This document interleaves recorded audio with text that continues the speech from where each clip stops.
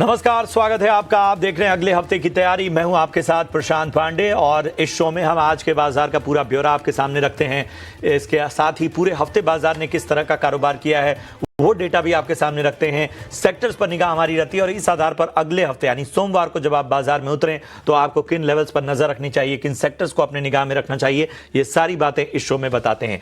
याद रखिए, बाजार बंद होने के बाद इकलौता शो है जो बाजार का पूरा ब्यौरा आपके सामने रखता है और इस आधार पर आपकी एडवांस में बाजार की तैयारी कराता है अगले हफ्ते की यानी आने वाले मार्केट के पूरे सेशन की। इसके साथ ही आपके सवालों का भी हम इसमें एक हिस्सा लेते हैं। तो आप अपने सवाल जो कल की तैयारी में पूछना चाहते हैं, जो सोमवार को जवाब दिए जाएंगे, वो करना कुछ नहीं है, यूट्यूब पर अपने सवाल हम तक पहुंचाइए। अपने शेयर का नाम सबसे पहले लिखिए, किस स्टॉक पे आपका सवाल है वो बताइए, कितनी क्वांटिटी में आपने ये शेयर लिया है, किस भाव पे लिया है और आपका नजरिया क्या है वो जरूर बताइए। और सोमवार को कल की तैयारी के शो में हम इन सवालों के जवाब देंगे।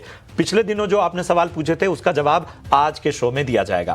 हमारे साथ आज technical research analyst Laxmikant Shukla ji जो कि यस सिक्योरिटीज से हैं, वो हमारे साथ चर्चा में शामिल हो रहे हैं। बहुत बहुत शुक्रिया लक्ष्मीकांत जी अपना कीमती समय देने के लिए।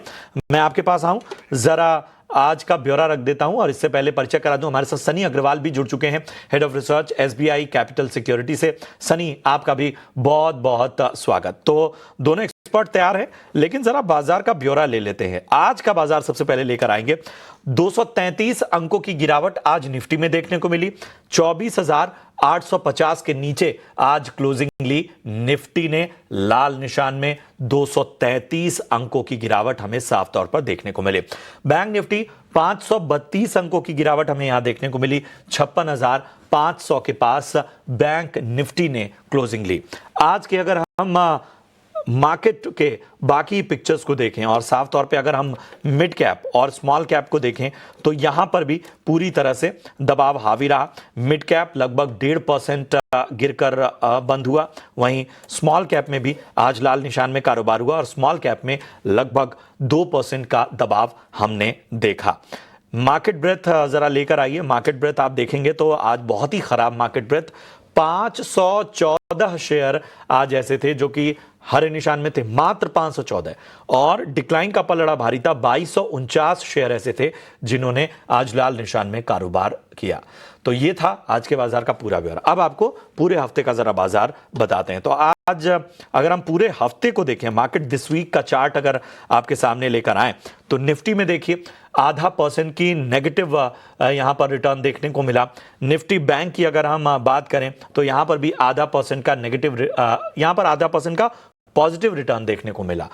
यानी कि इस हफ्ते अगर निफ्टी की तुलना में बैंक निफ्टी की बात करें तो यहां पर पॉजिटिव रिटर्न हमें नजर आया। मिड कैप माइनस लगभग 2% रिटर्न दिया।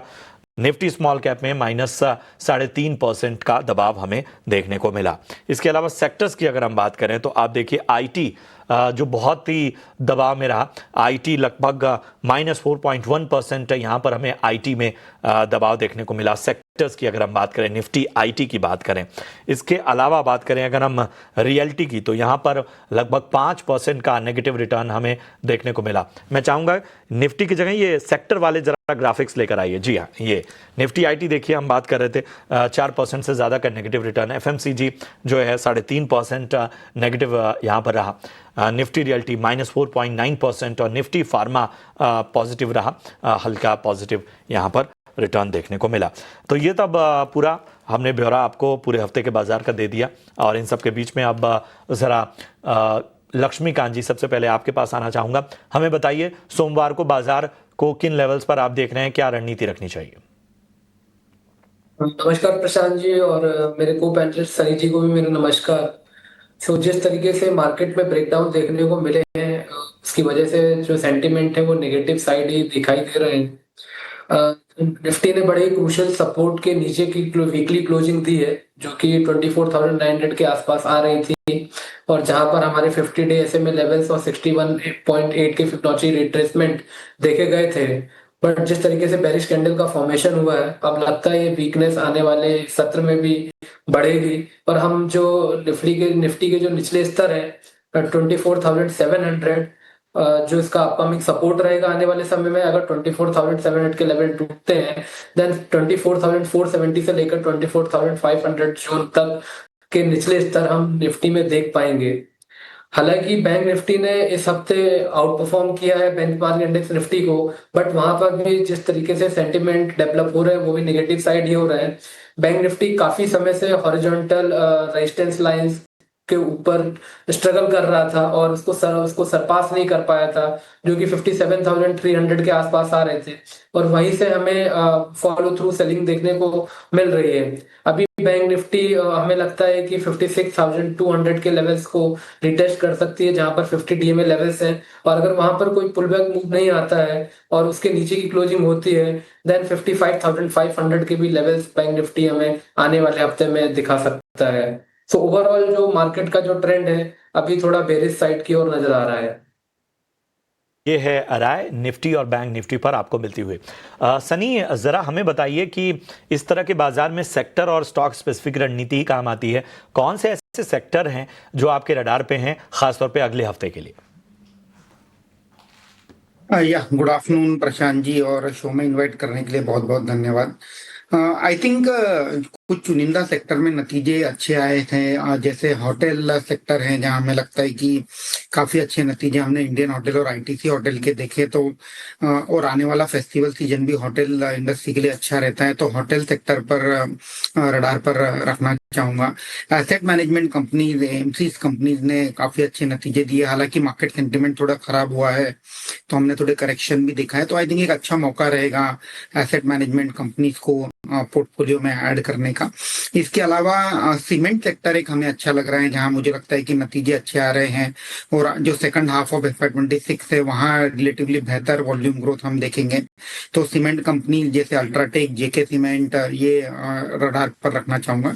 इसके अलावा आज हमने देखा कि फार्मा सेक्टर के नतीजे आना स्टार्ट हुए, तो फार्मा में भी डिसेंट नतीजे आ रहे हैं, but with in pharma health care sector पर थोड़ा ज्यादा भरोसा रखना चाहूंगा। तो हेल्थ केयर सेक्टर में हॉस्पिटल सेक्टर से जैसे अपोलो हॉस्पिटल हो गया, मैक्स हेल्थ केयर हो गया, नारायण हृदयालय हो गया, तो हॉस्पिटल सेक्टर पर पॉजिटिव व्यू बना रहेगा। तो ये वो तमाम सेक्टर्स हैं जिसमें हेल्थ केयर भी शामिल है, जहां पर आपको पॉजिटिव नज़रिए से देखना होगा। चलिए, इन सब के बीच में अब ज़रा आपके सवालों को हम शामिल करते हैं। तो यूट्यूब से जो हमारे पास सवाल आए हैं उनमें प्रकाश कोराडिया जी का सवाल है। सबसे पहले सूरत से इन्होंने सवाल पूछा है, अडानी पावर पे राय जानना चाहते हैं लक्ष्मीकांत जी। 650 के भाव पे इन्होंने 200 शेयर लिए हुए हैं, फिलहाल नुकसान में। अभी भी जो इसका जो ट्रेंड है अदानी पावर का वो अपसाइड की हो रही है। वीकली मूविंग एवरेज के ऊपर अभी स्टॉक सस्टेन कर रहा है।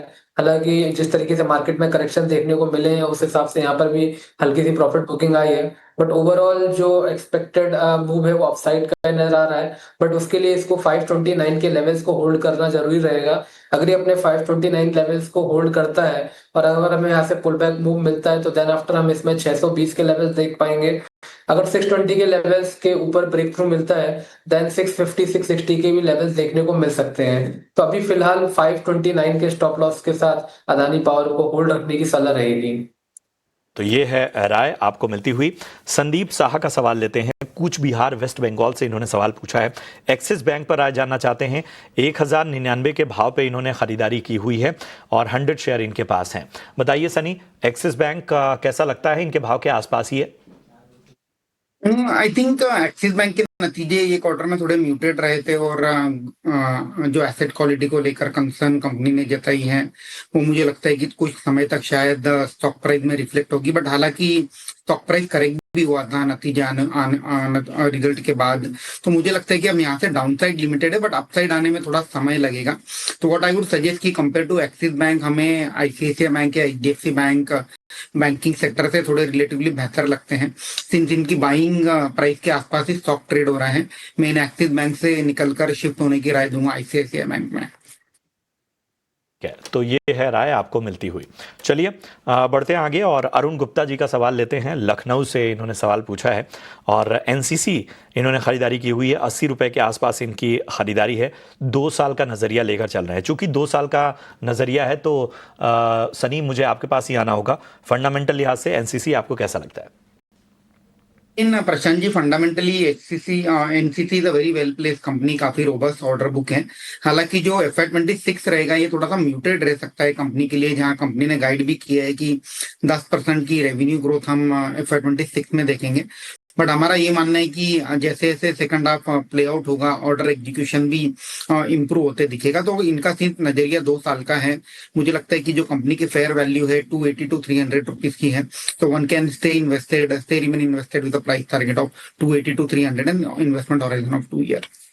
बिल्कुल, तो ये है राय आपको मिलती हुई एनसीसी पर। चलिए बढ़ते हैं आगे।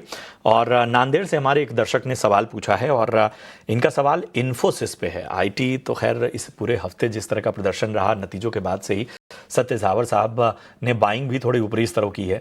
1600 के स्तर पे इन्होंने खरीदारी की है इन्फोसिस में। बताइए क्या करना चाहिए लक्ष्मीकांत जी? ये अभी 1-2 दिन पहले यहाँ इन्फोसिस के रिजल्ट आए थे, वो भी थोड़े से काफी म्यूटेड रहे थे। उसके दौरान हमें यहाँ पर सेलिंग प्रेशर देखने को मिला है। स्टॉक्स ने अपने जो की सपोर्ट लेवल्स हैं 1550 1530 के जोन के नीचे की क्लोजिंग दी है। अभी फिलहाल ये अपने सारे की मूविंग एवरेज के नीचे सस्टेन कर रहा है, तो हमें फर्दर डाउनवर्ड प्रेशर देखने को मिल सकता है। मुझे लगता है कि एक बार ये फिर से स्टॉक 1460 1440 के जोन को रिटेस्ट कर सकता है। अपर साइड के जो रेजिस्टेंस दिखाई दे रहे हैं वो 1600 के आसपास दिखाई दे रहे हैं। जब तक इसके नीचे ट्रेड करेगा तब तक इन्फोसिस में सेलिंग प्रेशर बना रहेगा। प्रेशर जो है वो सेलिंग का फिलहाल नज़र आ सकता है आने वाले दिनों में ही आईटी में।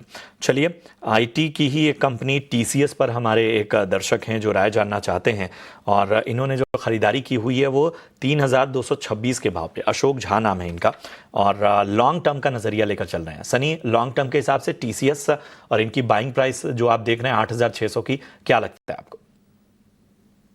या तो बाइंग प्राइस 3226 की है, तो आई थिंक टीसीएस में जो निगेटिव डेवलपमेंट हुई थी नतीजों के बाद, आई थिंक वो प्राइस दिन है। मुझे नहीं लगता है कि स्टॉक 3000 के नीचे जाएगा और 3 दिन का होराइजन लॉन्ग टर्म का है।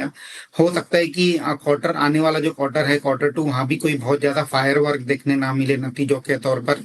बट सिंस होराइजन लंबे समय का है, हमें लगता है कि जो कंपनी का फेयर वैल्यू है 3600 रुपए का है, तो थोड़े समय तक शायद स्टॉक कंसोलिडेट करेगा। बट अगर 12 से 18 महीने रुकेंगे तो हमें लगता है कि 3600 रुपए का भाव इन्हें टीसीएस में देखने मिल सकता है। ये है राय आपको टीसीएस पर मिलती हुई। अगला सवाल होशियारपुर से, पंजाब से हमारे पास आया है। अशोक जी हैं और इरकॉन पे राय जानना चाहते हैं। 247 ये इनकी बाइंग प्राइस है। पूछ रहे हैं कि क्या फ्यूचर है इरकॉन का, यहाँ से इनको भी काफ़ी नुकसान यहाँ पर होता हुआ। लक्ष्मीकांत जी, इरकॉन कैसा लगता है आपको? 247 की बाइंग। देखिए, इरकॉन इंटरनेशनल में अभी फिलहाल हमें निचले स्तर ही दिखाई दे रहे हैं। हमें कल के सेशंस में यहाँ पर ब्रेकडाउन लेवल्स देखने को मिले थे। इसने अपने जो की सपोर्ट लेवल्स हैं 190 185 उसके नीचे ब्रेकडाउन दे दिया है। और अभी भी ये स्टॉक अपने बेरिश क्रॉसओवर जो कि 2050 डीएमए के आसपास दिखाई दे रहे हैं उसके नीचे ही ट्रेड कर रहा है। तो मुझे लगता है कि फर्दर डाउनवर्ड मूव हमें देखने को मिल सकता है। यहाँ से स्टॉक में फर्दर गिरावट देखने को मिल सकती है टू दी लेवल्स ऑफ 160 के आसपास, जिसके अपकमिंग सपोर्ट है। मुझे लगता है कि वहां तक हमें सेलिंग प्रेशर दिखाई दे सकता है इरकॉन इंटरनेशनल में। और ये जो नेगेटिव व्यू है जब तक रहेगा, जब तक ये स्टॉक 190 195 के नीचे ट्रेड करता है। चलिए, तो ये है राय इरकॉन इंटरनेशनल पे। तो इतने ही सवालों को अब हम शामिल कर पाएंगे और आप अपने सवाल यूट्यूब पर भेजते रहिए। हम सोमवार को उन सवालों के जवाब देंगे। चलिए, इसी के साथ अब वक्त हो गया हमारे खास सेगमेंट वीआईपी शेयर्स का।